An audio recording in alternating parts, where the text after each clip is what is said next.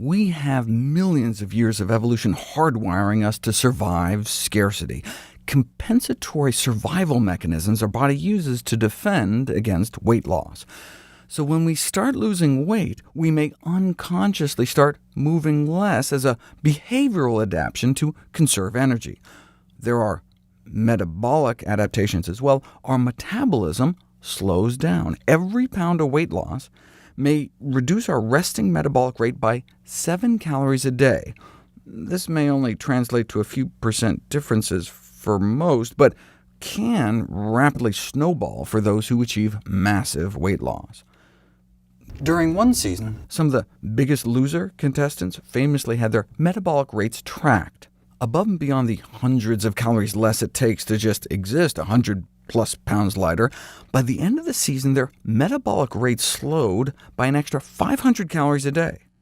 The mind-blower was that 6 years later they were retested and still had the 500-calorie-a-day handicap. So the contestants had to cut 500 calories more than anyone else their size to maintain the same weight loss. No wonder the bulk of their weight was regained.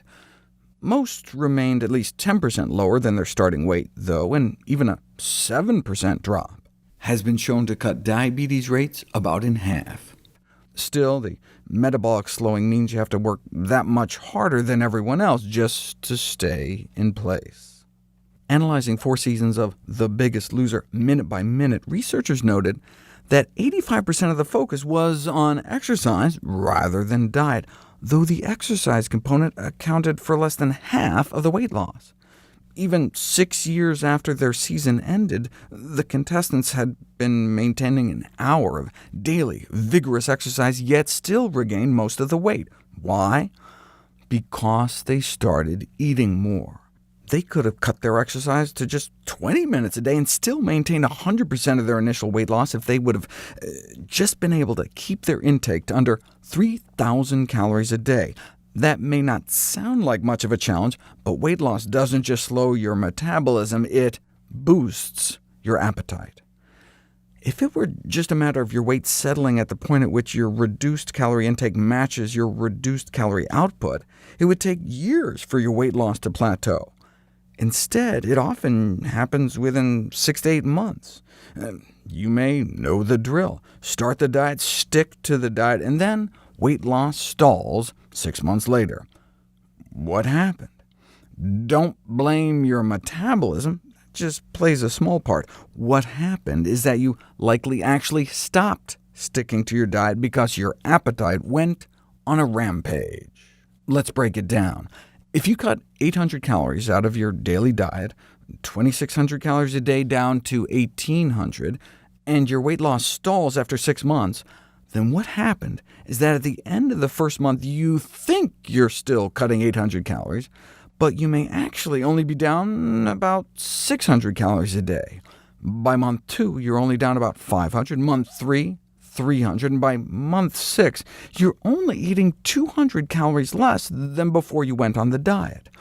In other words, you inadvertently suffered an exponential increase in calorie intake over those 6 months. Yet you may not even realize it, because by that time your body may have ramped your appetite up 600 calories, so it still feels as though you're eating 800 calories less, but it's actually only 200.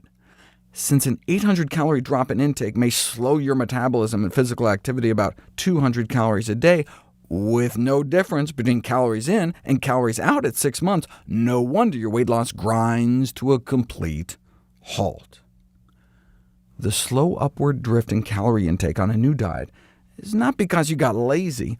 Once your appetite is boosted by 600 calories after dieting for a while, eating 200 calories less at the end is as hard as eating 800 calories less at the beginning.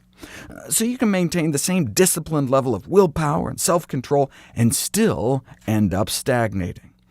To prevent this from happening, you need to maintain the calorie deficit. How is that possible in the face of a ravenous appetite? Hunger is a biological drive. Asking someone to eat smaller portions is like asking someone to take fewer breaths. You can white-knuckle it for a bit, but eventually nature wins out. That's why I wrote How Not to Diet. There are foods that can counter the slowing of our metabolism and suppress our appetite. Ways of eating to counter the behavioral adaptation and even eat more food, yet still lose weight. Due to the metabolic slowing and increased appetite that accompanies weight loss, sustained weight loss requires a persistent calorie deficit of 300 to 500 calories a day. This can be accomplished without reducing portion sizes, simply by lowering the calorie density of meals. This can result in the rare combination of weight loss with both an increase in quality and even quantity of food consumed. I'm going to do a whole series of videos about it. The bottom line is that sustainable weight loss is not about eating less food, it's about eating better food.